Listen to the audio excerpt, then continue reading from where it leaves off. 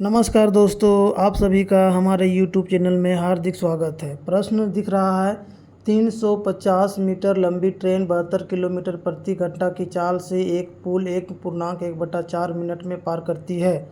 पुल की लंबाई मीटर में कितनी है? चलिए हल की ओर बढ़ते हैं। प्रश्न में दिया गया है उसके हिसाब से। तो प्रश्न में सबसे पहले देखिए कि क्या दिया गया है। प्रश्न में दिया गया है ट्रेन की चाल और पुल को पार करने में लगा समय।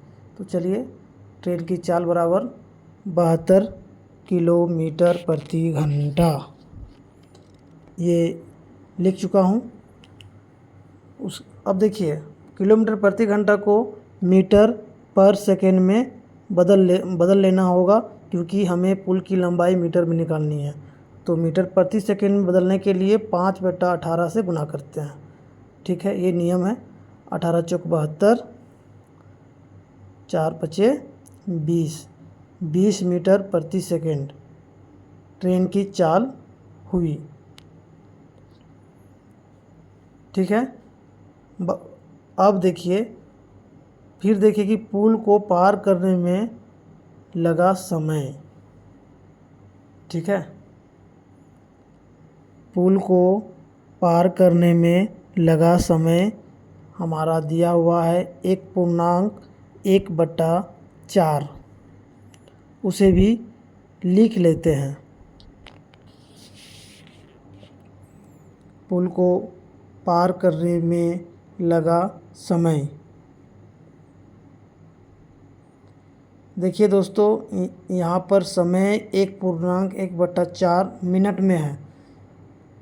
तो 1.1/4 को भिन्न में बदलने के बाद उसे सेकेंड में बदल लेना होगा, क्योंकि मैं बार बार बोल रहा हूँ पुल की लंबाई मीटर में निकालनी है और ट्रेन की लंबाई मीटर में भी दी गई है।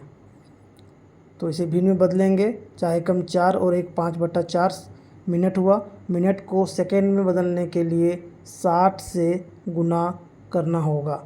चलिए 60 से गुना कर दिया, 4 एकम 4 और 4 15 60।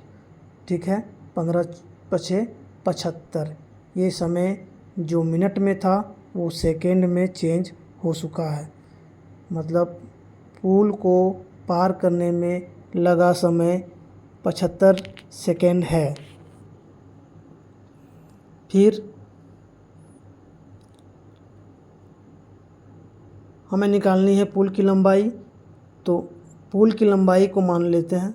माना कि पुल की लंबाई बराबर x मीटर है।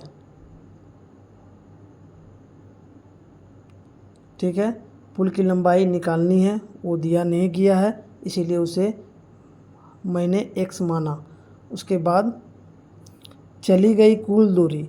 तो ट्रेन जब भी दूरी चलती है तो वो तो एक दूरी तय करती ही है, साथ में उसकी लंबाई भी जुड़ती है। जैसे कि ट्रेन की लंबाई प्लस पुल की जितनी लंबाई होगी दोनों आपस में जुड़ जाएंगे। ट्रेन की लंबाई कितनी है? 350 मीटर और पुल की लंबाई कितनी है? x metre. मतलब चली गई कुल दूरी 350 प्लस x मीटर।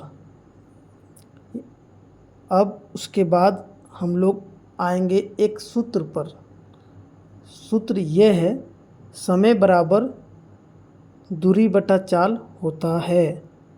आप सभी को पता है समय बराबर दूरी बटा चाल।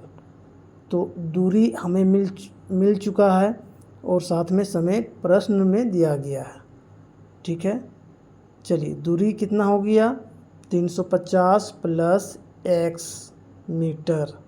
ठीक है, ये हो गया चली गई कुल दूरी। चाल कितना दिया गया भाई? चाल दिया गया है 75 किलोमीटर प्रति घंटा था, उसे मीटर पर सेकंड में चेंज किए तो 20 मीटर प्रति सेकंड आ गया। अब देखिए, ये हो गया समय। ये समय जो हमने निकाला और एक समय प्रश्न में भी दिया गया है 75 सेकेंड। ये दोनों समय आपस में बराबर होंगे। मतलब हमें समीकरण की प्राप्ति हुई और ये समीकरण मिलने के बाद आसानी से जो मान पूछा गया है, मतलब पुल की लंबाई जो पूछी गई है, वो आसानी से निकल जाएगा। चलिए 350 प्लस x बट्टा 20 बराबर 75, ठीक है।